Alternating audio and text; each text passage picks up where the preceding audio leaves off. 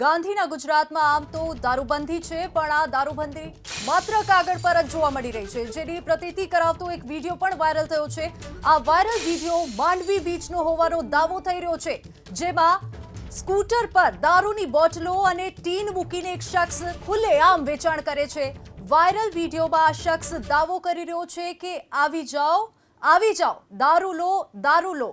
Mandvi beach પર આવ્યા અને દારૂ ન પીધો તો શું કર્યું? બજારમાં શાકભાજી વેચતા હોય તેવી જ રીતે આ બૂમો પાડીને પ્રવાસીઓને ખુલ્લેઆમ દારૂ પીવાની ઓફર આપી રહ્યો છે। વિડીયોમાં સંભળાઈ શકે છે, આપ જોઈ શકો છો સ્ક્રીન પર કે કેવી રીતે આ લોકોને બોલાવે છે અને દારૂ પીવા માટે લોકોને બોલાવે છે।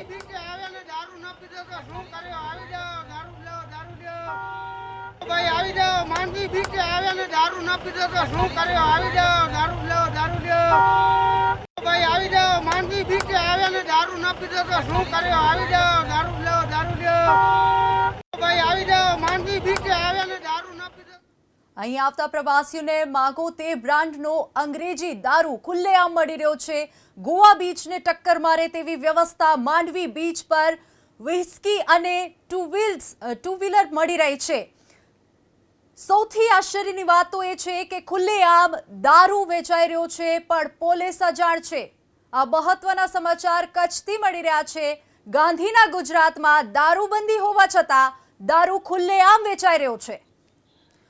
વધુ વિગતો સાથે અમારા સંવાદદાતા હર્ષદ આપણી સાથે ફોન લાઈન પર જોડાઈ ગયા છે। હર્ષદ, ગાંધીના ગુજરાતમાં દારૂબંધી હોવા છતાં દારૂ ખુલ્લેઆમ વેચાઈ રહ્યો છે અને પોલીસ હજુ સુધી મૌન દેખાઈ રહી છે।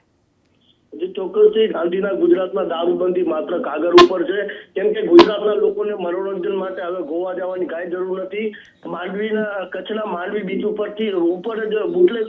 હર્ષદ, આપને અટકાવવા માંગીશ, ધારાસભ્ય આપણી સાથે જોડાઈ ગયા છે। અનિરુદ્ધ દવે ધારાસભ્ય માંડવીના જોડાઈ ગયા છે આપણી સાથે। સર, અહીંયા ખુલ્લેઆમ દારૂ વેચાઈ રહ્યો છે અને કોઈ કાર્યવાહી કરવામાં નથી આવી।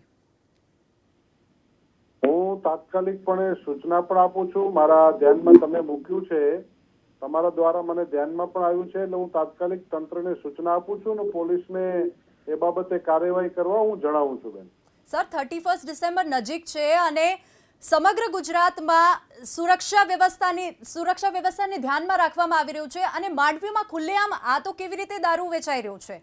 કોઈ પ્રકારે ચલાવી શકાય એવું છે જ નહીં, ક્યારેય પણ ચાલી શકે જ નહીં। કાયદાના નિયમ પ્રમાણે ચાલવું પડે અને 3 દિવસ 4 દિવસથી અહીંયા ડ્રાઈવ ચલાવવાના અગાઉ પકડાયા છે, 3-4 લોકો પણ પકડી લીધેલા છે આવા લોકોને, અને હજી પણ આવું જ્યાં પણ ધ્યાનમાં આવશે ત્યાં કોઈને છોડવામાં આવશે નહીં, પકડી લેવામાં આવશે। સર, આપ પોતે કહો છો ડ્રાઈવ ચાલી રહ્યું છે અને ખુલ્લેઆમ શાકભાજીની જેમ અહીંયા દારૂ વેચાઈ રહ્યો છે, આ કેવી રીતે પોસિબલ છે સર?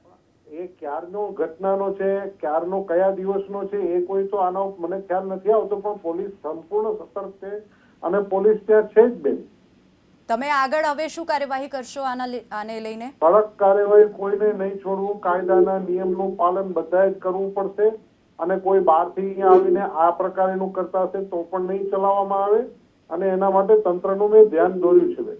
જી અનિરુદ્ધભાઈ, આભાર અમારી સાથે જોડાવા બદલ।